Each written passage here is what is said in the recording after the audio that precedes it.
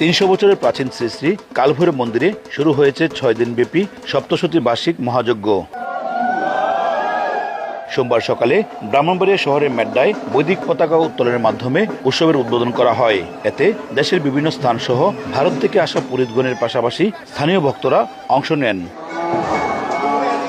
পরে দুপুরে জীবজগতের কল্যাণ কামনায় সপ্তশতী চণ্ডী মহাযজ্ঞ শুরু হয়।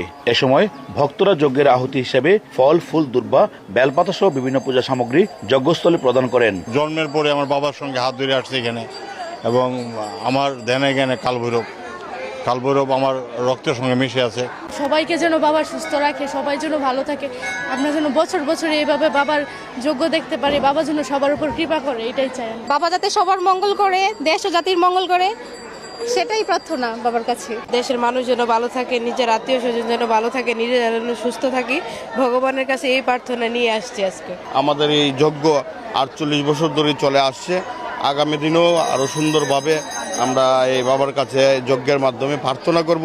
সবাই যেন নির্বিঘ্নে বসবাস করার সুযোগ পায়, এই কামনা আমি করি।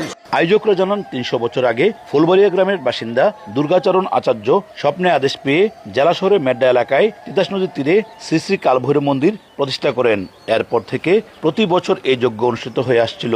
পরে 1971 সালে মুক্তিযুদ্ধের সময় পাক বাহিনীর ডিনামাইটের মাধ্যমে 24 ফুট উঁচু কালভৈরব মূর্তির একাংশ ক্ষতিগ্রস্ত করায় স্বাধীনতা পরবর্তী বেশ কয়েক বছর বন্ধ থাকে সব ধরনের পূজা উৎসব। পরে কুমিল্লার এক ভক্ত শচীনন্দন সেন স্থানীয় ভক্তদের সহযোগিতায় কালভৈরব মন্দিরটি পুনঃপ্রতিষ্ঠা করেন।